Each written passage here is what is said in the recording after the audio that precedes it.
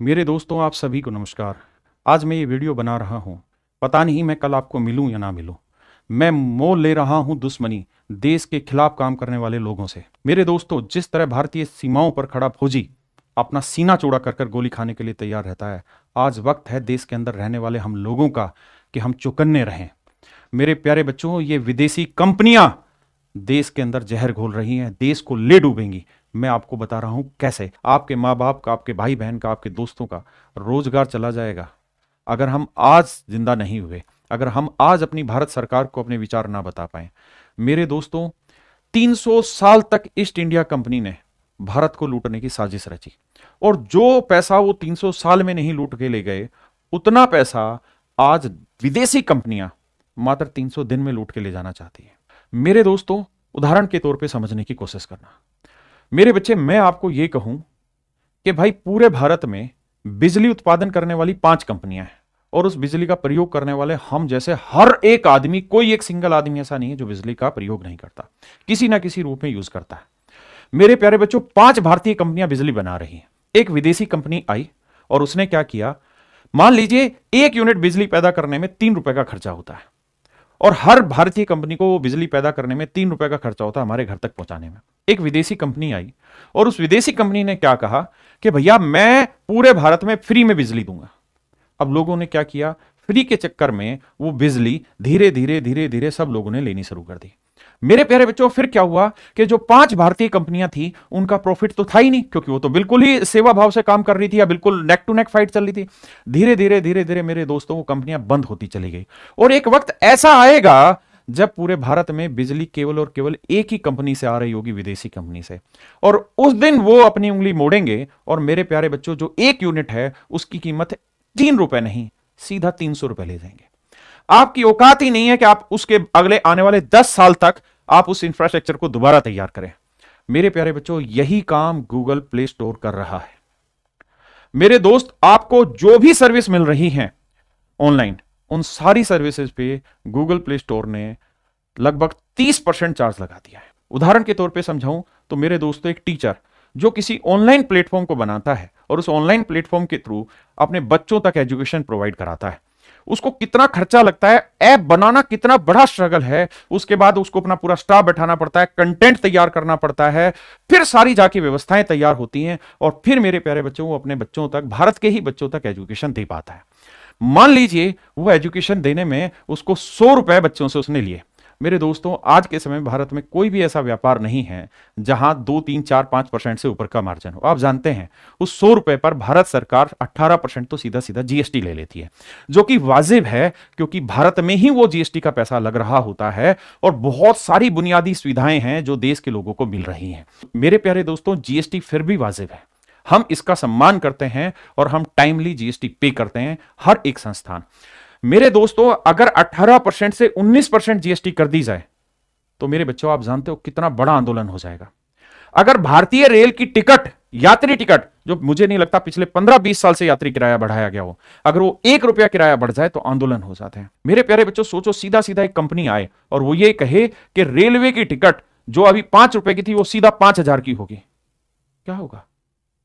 मेरे प्यारे बच्चों, गूगल प्ले स्टोर यही कह रहा है कि मैं सिर्फ आपको ऐप रखने की तो जगह दे रहा हूं, और मेरा कोई यूज नहीं उसके अंदर। मैं आपको ना सर्वर की कोस्टिंग दे रहा हूं, ना कुछ और कहानी कर रहा हूं, ना मैं तुम्हें ऐप बनाने में कोई मदद कर रहा हूं। गूगल प्ले स्टोर कहता है कि भाई 100 रुपए अगर तुम बच्चे से ले रहे हो तो 30 रुपए तो मुझे चाहिए किसी भी रूप में, लगभग 30 रुपए मुझे चाहिए। सर किस नाम के? सर लाखों ऐप आपके पास तो, और आप अगर प्ले स्टोर पे ऐप लेना है तो उसकी एक फीस लो, लेकिन आप करें ना ना ना ना ना ना भैया, मुझे तो हर बच्चे से चाहिए। मान लीजिए कुकू एफएम करके एक ऐप है, और उस ऐप पे असनीर ग्रोवर ने अपनी एक किताब दी, और उस किताब की ऑडियो बुक कुकू एफएम पर है, तो वहां बच्चे लोग सुनते हैं। कोई 5 रुपए देता है, कोई कोई अलग अलग कीमत होती है, 20 रुपए होती है, बहुत कम कीमत में वहां चीजें अवेलेबल होती हैं। और उस किताब को कौन सुन रहा होता है? देश के लोग। पैसा किसका जाता है? देश के लोगों का। बनाया किसने? देश के लोगों ने। उसको बनाने में जो खर्चा लगा वो किस पे गया? देश के लोगों पे। इन्वेस्टमेंट भी देश का, पैसा भी देश का, और आगे सर्कुलेशन भी देश का। अब क्या कहते हैं जी ये लोग आके, कहता है भैया 20 रुपए जो तुम बच्चों से ले रहे हो ना कुकू एफएम पे कोई किताब सुनने का, उसका 30%, 6 रुपए तो हमें चाहिए। मेरे दोस्त 1-2% तो टोटली प्रॉफिट मार्जिन होता है किसी बिजनेस का। ये लोग 30% लगभग चार्ज लेना चाह रहे हैं। मेरे दोस्तों कुकू एफएम तो छोड़ो, नौकरी.com, जहां पर बच्चे अपने रोजगार के लिए वहां अपना रिज्यूम देते हैं और उसके लिए 2, 4, 5, 10 रुपए भी देते हैं, मान लीजिए एक बच्चा या कोई भी अमाउंट देता है, तो गूगल प्ले स्टोर कहता है कि भैया नौकरी.com का जो ऐप है उस ऐप की मुझे फिक्स फीस नहीं चाहिए। अगर एक भी बच्चे ने वहां रिज्यूम डाला है और 10 रुपए उसने फीस वहां दी है उस रिज्यूम की, तो उसका 30% लगभग मुझे चाहिए, 3 रुपए मुझे चाहिए। मेरे दोस्तों शादी.com जैसी वेबसाइटें, भारत मैट्रिमोनी.com जैसी वेबसाइटें, जहां पर लोग अपनी शादी ब्याह के लिए रजिस्ट्रेशन करते हैं और मान लीजिए 1000 रुपए उन्होंने वहां पे अपनी रजिस्ट्रेशन की फीस दे दी, तो गूगल प्ले स्टोर क्या कहता है कि भैया 1000 तूने दे दी ना, तो उसका लगभग 30%, 300 तो उस बच्चे का डायरेक्ट मुझे मिलेगा। सरकार को उस 1000 रुपए का जा रहा है 180 रुपए जीएसटी के रूप में, जो 180 कहां लगना है, देश में ही लगना है, देश की ग्रोथ में ही लगना है। उसी पैसे के दम पे ही तो मोदी जी कह रहे हैं मैं इस देश का विकास करूंगा और 5 ट्रिलियन इकोनॉमी बनाऊंगा। अरे सर, 5 ट्रिलियन इकोनॉमी तो देश के ही काम आएगी, देश का भला ही होगा, लेकिन ये तो 18% का लगभग आप देख लीजिए 2.25 गुना पैसा तो विदेशी कंपनियां एक ही दिन में उड़ाना चाह रही हैं। ये 300 साल ईस्ट इंडिया कंपनी की तरह पैसा लूटने का इंतजार नहीं करना चाहते, ये तो 3 सेकंड में उड़ाना चाहते हैं मेरे भाई। और मेरे साथ क्या होगा इस वीडियो के बाद मुझे भी नहीं पता, मैं रहूंगा नहीं रहूंगा मुझे नहीं पता, लेकिन आप रहिएगा, ये देश रहिएगा, तो आगे हम जैसे और भी खड़े होंगे। मेरे दोस्त, ये एग्जैक्टली ईस्ट इंडिया कंपनी की तरह काम कर रहे हैं मेरे भाई। 30% चार्जेस का कोई लॉजिक नहीं है कहीं से कहीं तक। आप एक प्ले स्टोर पे ऐप ही तो रख रहे हैं मेरे दोस्तों। जो एंड्रॉयड मोबाइल है, उस एंड्रॉयड मोबाइल का एक बेसिक फीचर है क्या? Google play store. हर आदमी के मोबाइल में है गूगल प्ले स्टोर। यह एक किस्म का नशा किया गया, अवैध व्यापार किया गया कि हर आदमी के फोन में गूगल प्ले स्टोर रख दिया। अब आ जाओ मेरे दोस्तों, यह मकड़ जंजाल इतना नहीं है, बहुत गहरा है। ईस्ट इंडिया कंपनी जो थी ना, उसने 300 साल लगाए थे भारत को लूटने के लिए। मेरे बच्चे, ये सोने की चिड़िया थी। आज इतने सालों बाद, सरकारों के कामों के बाद, इतनी देश की समृद्धि हुई है कि हमारी मां बहनों के गले में सोने के मंगलसूत्र आए हैं। कहां सोने की चिड़िया से सोने के मंगलसूत्र पहनने लगे हैं। ये कंपनियां 1 सेकंड में उतार के भगाना चाहती हैं, 1 सेकंड में उतारना चाहती हैं मेरे दोस्त। मेरे हाथ कांप रहे हैं मेरे भाई, आप समझ नहीं पा रहे हैं कितना बड़ा काम हो रहा है। आप जानते हैं, बांटो और राज करो, वो नीति अपनाई ईस्ट इंडिया कंपनी ने। सभी एप्स पर, सभी सर्विस प्रोवाइडर पर एक साथ आंख बंद करके 30% चार्ज नहीं लगाया, सिलेक्टिव, कि कुछ पे लगाओ, धीरे धीरे उन्हें दबाओ, फिर अगलों को पकड़ो, फिर दबाओ, फिर अगलों को पकड़ो। और मेरे दोस्त, वो लोग ही उस गुलामी के जिम्मेदार हैं। जब भारत को गुलाम किया गया था तो एक साथ पूरे देश को गुलाम नहीं किया गया।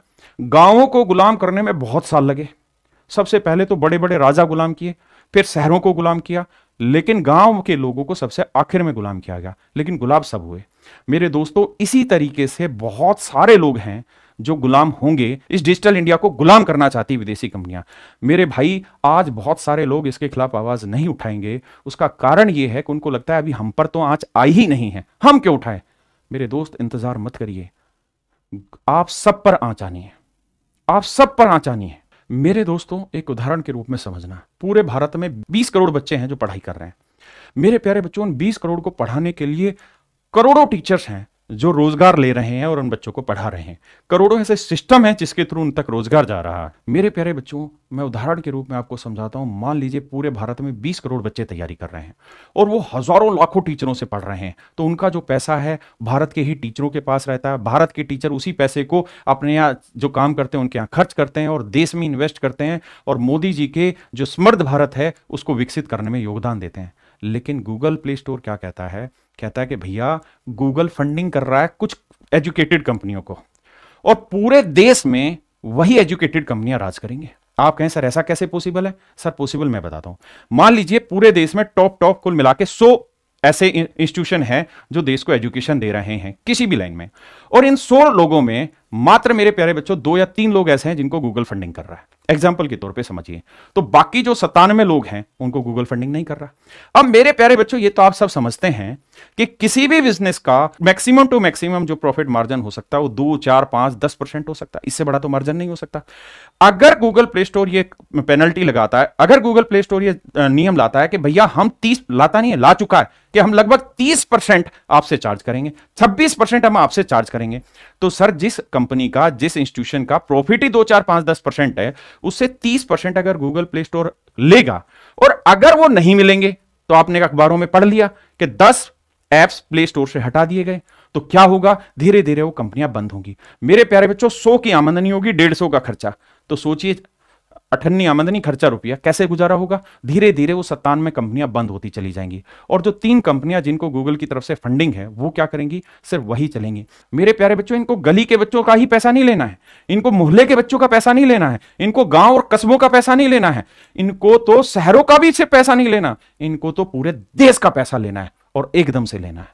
मेरे प्यारे बच्चों, दिनों दिन आप देखेंगे कि भारत में दुनिया भर के स्टार्टअप बंद होते चले जाएंगे, और जो गूगल फंडेड होंगे या बड़ी बड़ी विदेशी कंपनियों से फंडेड होंगे वो पर फूलते फलते रहेंगे, वही देश में राज करेंगे।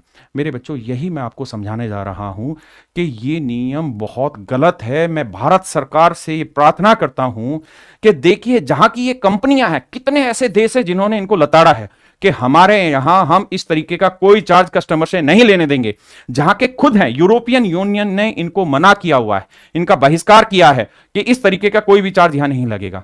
मेरे दोस्त, हिंदुस्तान के गरीबों पे क्यों लगे? हिंदुस्तान ने अभी तो चलना शुरू किया और अभी पकड़ना शुरू कर दिया। कोविड की महामारी के बाद डिजिटल इंडिया हुआ, पूरे देश के बच्चे उस चीज में जुट गए, इंजीनियर जुट गए, एप्स जुट गए, पूरा डिजिटल इंडिया कर दिया। और अब क्या हुआ, एकदम से एक मकड़ी आ रही है विदेशी और वो उसको बंद कर देगी। आपके गांव कस्बों में बहुत सारे लाला थे जो पैसा कमाते थे। मेरे बच्चे, लाला शब्द का मतलब किसी जाति से नहीं, लाला शब्द का मतलब होता था व्यापार करने से। वो पैसा कमाते थे, वहीं के लोगों को रोजगार देते थे, वहीं पैसा इन्वेस्ट करते थे, फिर रोजगार देते थे, फिर कमाते थे, और इसी जद्दोजहद में लगे रहते थे। और वो जो कमाई होती थी वो देश की कमाई होती थी, देश के काम आती थी। मेरे प्यारे बच्चों, आप देख रहे होंगे कि इस तंत्र के द्वारा होगा क्या, ये लाला खत्म हो जाएंगे। एक ही लाला बचेगा, गूगल। एक ही लाला बचेगा, गूगल। उसके टक्कर का कोई लाला नहीं होगा। मेरे दोस्तों, ये वक्त है अपने आप को जानने का, अपने आप को जागने का। अगर हम आज नहीं समझे तो कभी नहीं समझ पाएंगे। मेरे दोस्तों, मेरी सरकार से प्रार्थना है, कम से कम एजुकेशन को तो बचाओ सर, इन विदेशी कंपनियों से बचाइए सर। एजुकेशन में किसी भी तरीके का इन्वेस्टमेंट, फॉरेन फंडिंग जहर नहीं, बिल्कुल जहर के बराबर है। ये धीरे धीरे एजुकेशन सिस्टम को दीमक की तरह खा जाएंगे, और एक वक्त के बाद वो स्थिति आ जाएगी कि हमारे पास ऐसा कोई इंफ्रास्ट्रक्चर होगा नहीं, और हम केवल इन्हीं कंपनियों पर डिपेंड रहेंगे, और हम एक ना एक दिन इसी रूप से डिजिटली गुलाम बन जाएंगे, और शायद बहुत हद तक हम बनते जा रहे हैं। आप ये बात ध्यान रखिए कि आज सिर्फ सर्विस प्रोवाइडर पे बात उठी है। कोई भी किसी भी रूप में सर्विस प्रोवाइड कराता हो ऑनलाइन, हर एक पे उंगली उठाई गई है, हर एक की गर्दन को दबोचा गया है। धीरे धीरे हर एक को पकड़ा जाएगा, जो सर्विस प्रोवाइडर नहीं होगा उसको भी पकड़ा जाएगा। चाइना, ना तो वहां गूगल प्ले स्टोर है, ना वहां यूट्यूब है। मेरे प्यारे बच्चों, उनका खुद का गूगल प्ले स्टोर है। क्या आज भारत सरकार ये सोच सकती है कि हमारा खुद का गूगल प्ले स्टोर हो? नहीं। क्यों? क्योंकि उस प्रक्रिया को तैयार करने में काफी टाइम लगेगा, और उतने टाइम तक तो ये ऐसा बंधन बांधेंगे कि कुछ बचेगा ही नहीं। देश के अंदर हम सबको बहुत चौकन्ना होने की जरूरत है इन चीजों से। हमें अपने आने वाले भविष्य के लिए आज ही सोचना पड़ेगा। इसलिए हमारी आवाज को सरकार तक पहुंचना हर आदमी के लिए जरूरी है। मेरे दोस्तों, आप वीडियो बना सकें जरूर बनाएं, आप में हिम्मत है तो जरूर बनाएं। मेरे बच्चों, मैं जानता हूं हर किसी में हिम्मत नहीं होती वीडियो को शेयर करने की और लाइक करने की। मैंने आज तक कभी ये चीजें नहीं कही होंगी, लेकिन आज मैं हाथ जोड़ के कहता हूं, इस वीडियो को मोदी जी तक पहुंचा दीजिए।